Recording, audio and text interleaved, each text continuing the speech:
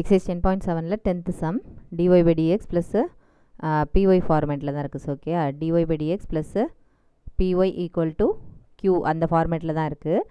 So நம்ம p என்னன்னு எழுதிடலாம்.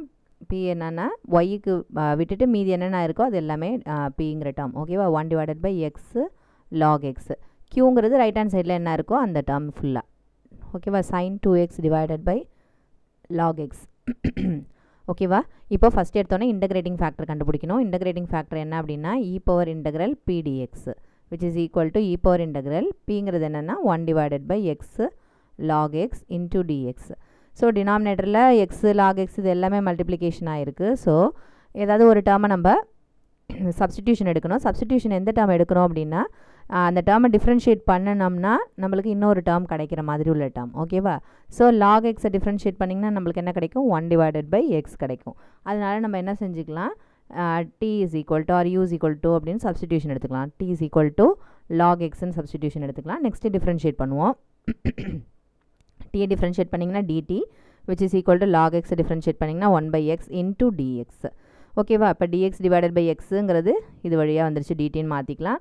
log xக்கு பதிலாக tன்னு மாற்றிக்கலாம். எல்லாமே in terms of t மாற்றிக்க முடியும். So which is equal to e power integral dt divided by t.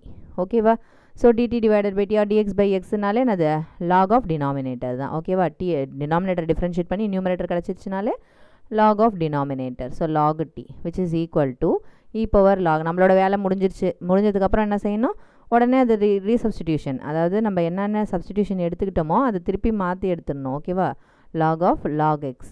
ஓகேவா, which is equal to இந்த ஈயும் லாகும் போயிடும். அப்போ மீதி ஒரு லாக் எக்ஸ் இருக்கும். ஓகேவா, இதுதான் நம்மளோட இன்டகிரேட்டிங் ஃபேக்டர். ஜென்ரல் சொல்யூஷன் என்னன்னு எழுதிடலாம். General solution for a linear differential equation is y e power integral p dx equal to integral q e power integral p dx into dx plus c. ஓகேவா, என்னென்ன வேல்யூஸ்லாம் அங்கே தேவைப்படுதோ அது எல்லாத்தையும் கொண்டு போய் இப்போ சப்ஸ்டிடியூஷன் கொடுக்க போகிறோம். So y into e power integralக்கு வேல்யூ என்ன கண்டுபிடிச்சி வச்சுருக்கோம், log xன்னு கண்டுபிடிச்சிருக்கோம். which is equal to integral q.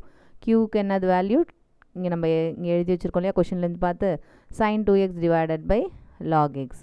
இந்த டேர்முக்கு நம்ம என்ன கண்டுபிடிச்சி வச்சுருக்கோம், log x into dx plus c. இந்த log xையும் கேன்சல் பண்ணுங்கள். ரிமைனிங் என்ன இருக்கும், sin 2x into dx plus cன்னு இருக்கும். இன்டகிரேஷன் ஆஃப் sin x என்னது நம்மளுக்கு cos x, sorry minus cos. ஓகேவா, so which is equal to sine integrate பண்ணுங்கிறதுனால மைனஸ் காசு 2x. வெறும் sin x இருந்தால் cos x ஓட நிறுத்திடலாம். இங்கே எக்ஸுக்கு முன்னாடி ஒரு கோஎஃபிஷியன்ட் இருக்குல்லையே, அதனால் என்ன செய்கிறோம், இன்டகிரேட் பண்ணும்போது அந்த டேர்மை டினாமினேட்டரை டிவைட் பண்ணிடணும். ஓகேவா, ப்ளஸ் சி.